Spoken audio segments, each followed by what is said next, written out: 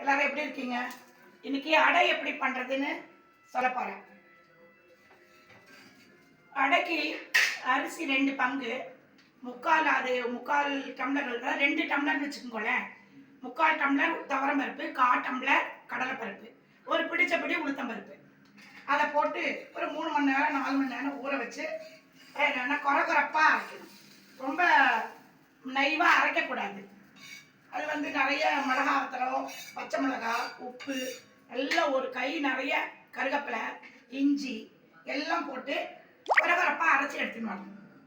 அதுக்கப்புறமா நம்ம முருங்கைக்கீரை சேர்த்து போட்டு பார்க்கணும்னா, முருங்கைக்கீரை ஃப்ரெஷ்ஷாக வாங்கிட்டு வந்து அதை காம்பெல்லாம் இல்லாமல் நல்லா ஆஞ்சு நல்லா கையாலேயே என்ன பண்ணலாம், அப்படியே ஒன்று சேர்த்து அப்படியே பிச்சு போடலாம்.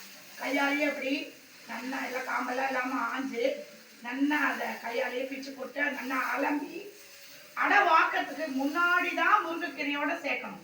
முருங்கைக்கீரை மட்டும் முன்னாடியே சேர்த்து வைக்கக்கூடாது மாவோட. அடைக்கு வந்து வெங்காயம் போடலாம். சின்ன வெங்காயம் தான் ரொம்ப நல்லது. இப்போதான் இந்த நாள்ல எல்லாம் பெரிய வெங்காயம் வந்திருக்கு. ஆனால் அந்த காலத்துல எல்லாம் சின்ன வெங்காயம் தான் எல்லாத்துக்குமே போடுவாங்க. அதனால சின்ன வெங்காயம் போடலாம். எங்கள் மாமியார் என்ன பண்ணுவாங்கன்னா முட்டைக்கோஸ் போடுவா. அதுக்கப்புறம் சவ் பரங்கிக்காயெல்லாம் நல்லா இலை பரங்கிக்காவாக இருந்ததுன்னா இந்த இலசா பார்த்து வாங்கிட்டு வந்து பல்லாக நறுக்கி அதை கூட இந்த அடையில சேர்த்து போடுவாள். ரொம்ப நல்லா இருக்கும், ரொம்ப டேஸ்டியாக இருக்கும். அதனால நல்ல காரசாரமாக வேணும் எங்காத்துக்கு. அதனால நான் எப்போவுமே நல்லா காரமாக நிறைய மிளகாத்தல் போட்டு பச்சை மிளகாவும் போடுவேன். அப்படி தான் பண்ணுவேன். ஸோ இன்னைக்கு முருங்கைக்கீரை அடை தான் வாத்துட்ருக்கேன். முதல்ல வாக்குற அடையை வந்து நீங்கள் வந்து கொஞ்சம் குண்டாக வாத்துடணும். ஏன்னா எடுப்படாது. கல் ஹீட்டாக தான் அடை நல்லா வரும். இப்போ ஒரு அடை வாத்துருக்கேன்.